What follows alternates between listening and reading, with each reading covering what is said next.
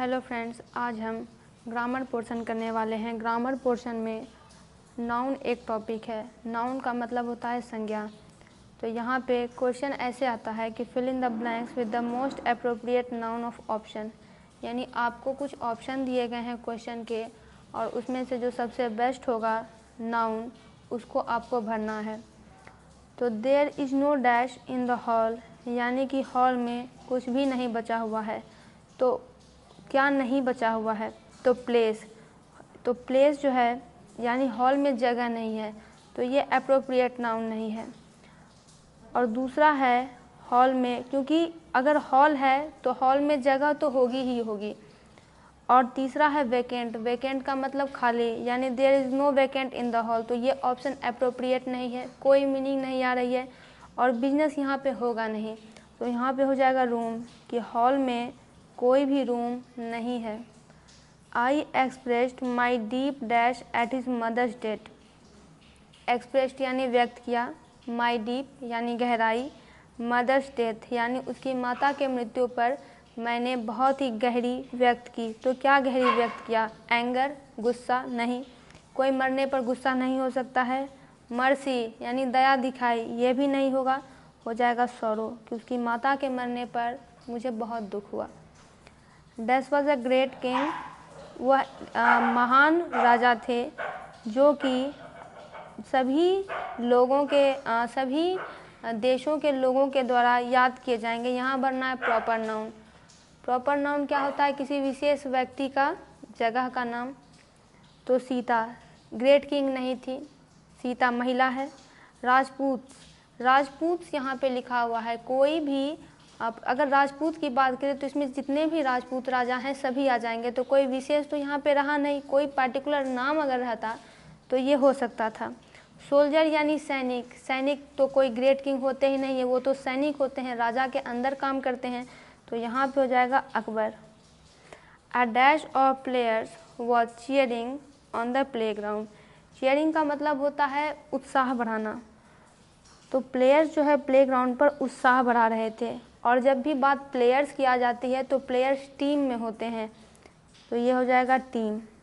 Pair नहीं होगा, क्योंकि पेयर होता है जोड़ा, इसमें दो ही होते हैं, जबकि प्लेयर्स की संख्या 14-15 के पार ही रहती है। पैक भी नहीं होगा, पैक का यूज मेन रूप से ताश की गड्डी में करते हैं। बंडल का यूज हम लोग गुच्छे में करते हैं, जैसे चाबी का गुच्छा होता है जिसमें 4-5 चाबियाँ होती हैं। तो प्लेयर्स में टीम होगा। A dash of parrots flu high in the sky.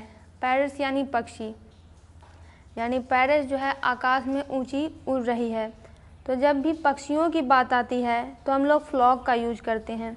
Flock शब्द इनके लिए यूज होता है, इनका जो समूह होता है उसको रिप्रेजेंट फ्लॉक करता है। बंच का यूज गुच्छे में करते हैं, जैसे bunch of grapes, bunch of की। हर्ड का अगर इस्तेमाल करते तो हम लोग जानवरों के लिए करते हैं, जानवरों के समूह के लिए। We saw dash of lions at the century. हमने सेंचुरी में बहुत सारे लायंस को देखा। तो जब लायंस की बात करें तो यहाँ पे प्राइड का इस्तेमाल होता है। लायंस के समूह को बताने के लिए प्राइड का इस्तेमाल होता है। हर्ड का उपयोग काव ऐसे कर सकते हैं। फ्लॉक का उपयोग बर्ड के लिए होगा। ट्रूप का उपयोग भी दूसरे चीज़ के लिए होता है। और लायंस की बात करें तो यहाँ पे प्राइड का उपयोग होगा।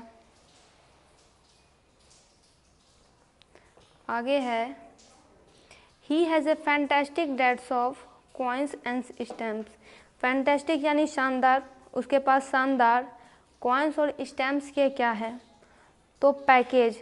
पैकेज एक तरह से पैक रहती है, उसमें कुछ सामान रहते हैं, ये नहीं होगा। बास्केट यानी टोकरी, तो क्या उसके पास कॉइन्स की और स्टाम्प की टोकरी है? तो ये नहीं होगा।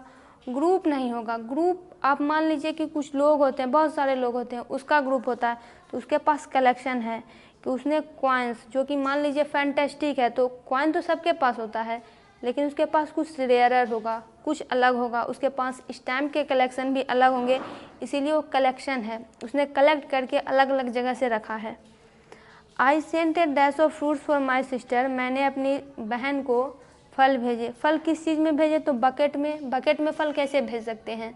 तो ये नहीं होगा। ड्रम में, ड्रम तो बहुत बड़ा हो गया, उसमें भी फल नहीं भेज सकते हैं। तो बास्केट यानी एक टोकरी में अपनी बहन को फल भेजे।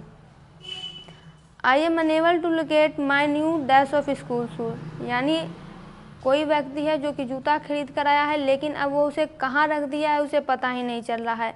तो जूता कितने होते हैं? 2, एक लेफ्ट पैर का, एक राइट पैर का। तो जूता होता है 2, लेकिन उसका पेयर हो जाता है 1, यानी एक जोड़ा जूता और उसमें 2 जूते आते हैं, तो पेयर ऑफ शू हो जाएगा। चूज द ऑड वन, इन सब में से ऑड कौन है? तो फॉक्स जानवर है, लियोपर्ड भी जानवर है और शेर भी जानवर है। पिजन एक पक्षी है, पिजन यहाँ पे अलग हो जाएगी, मतलब कबूतर। चूज द ऑड वन, इस सब में से भी ऑड। कार का उपयोग भी हम लोग सड़क पर चलने के लिए करेंगे, ट्रांसपोर्टेशन की काम आएगी। शिप भी ट्रांसपोर्ट ही करती है और स्टीमर भी चलती ही है। तो केतली का उपयोग चाय को रखने के लिए होता है, तो ये ऑड हो जाएगी। There is a dash over the Ganga, Ganga पर क्या है? यानी गंगा जी के ऊपर क्या है? तो एंशिएंट, यानी गंगा जी के ऊपर प्राचीन है, नहीं होगा। यूनिवर्स, तो गंगा के ऊपर क्या ब्रह्मांड है? ये भी नहीं होगा। बिलीफ, गंगा के ऊपर विश्वास है, तो ये नाउन सुटेबल नहीं है। और है तो ब्रिज ओवर गंगा, ये सुटेबल ऑप्शन हो जाएगा कि गंगा के ऊपर पुल है।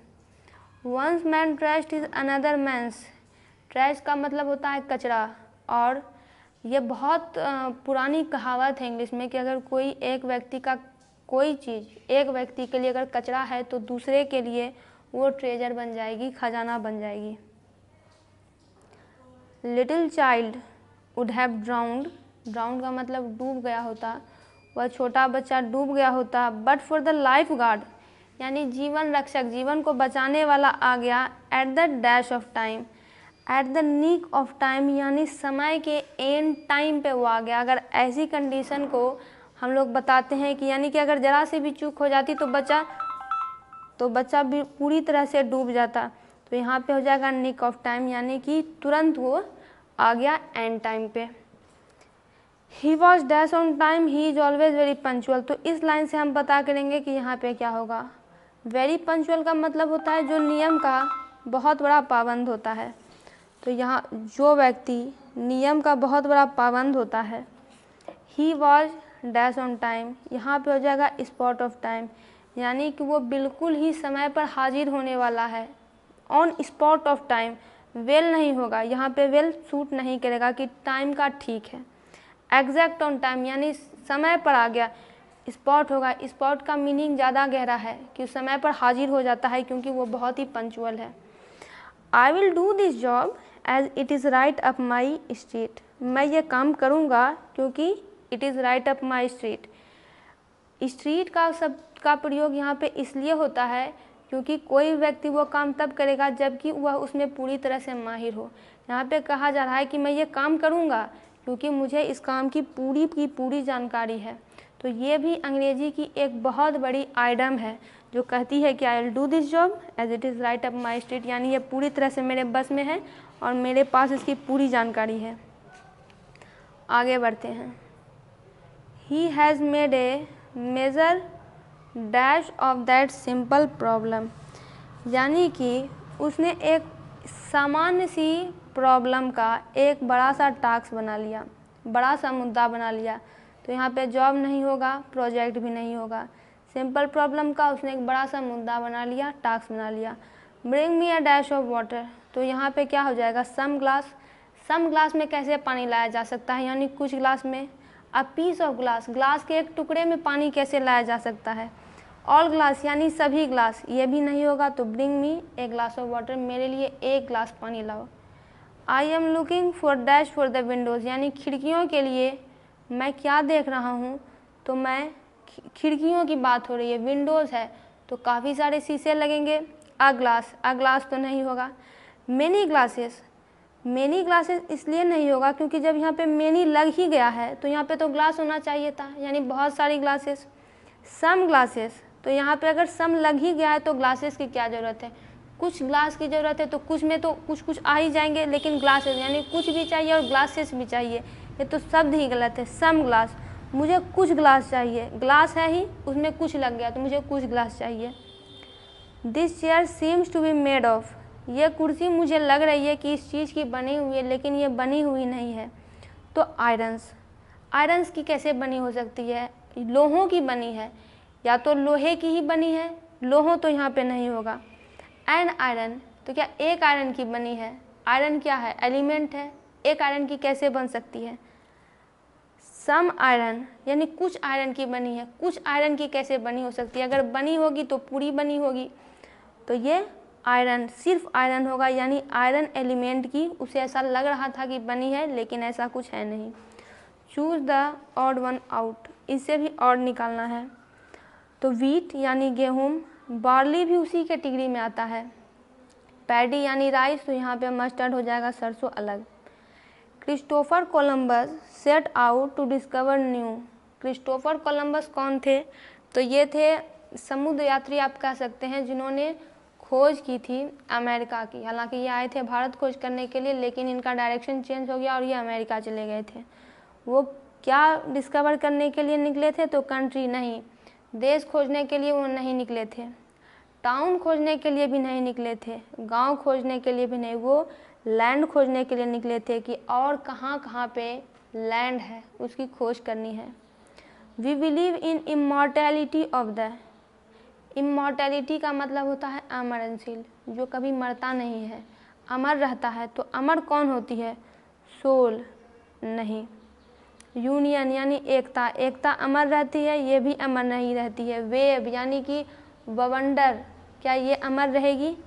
सोल, यहाँ पे सोल का मतलब होता है अकेला, तो क्या ये अमर रहेगी? तो साउल, साउल का मतलब होता है आत्मा, आत्मा हमेशा अमर रहेगी। I banged my dash on the floor, यानी बैंग का मतलब होता है मारा, फ्लोर यानी फर्श पर, तो मैंने फ्लोर पर मारा। तो टो, मैंने अपने पैर से फ्लोर पे हिट किया, मारा। Choose the odd one out, woman lady girl, तो यहाँ पे ऑड हो जाएगा क्या? मैन। दोस्तों इसका पूरा ऑब्जेक्टिव कंप्लीट हुआ। वीडियो को लाइक करें, चैनल को सब्सक्राइब करें।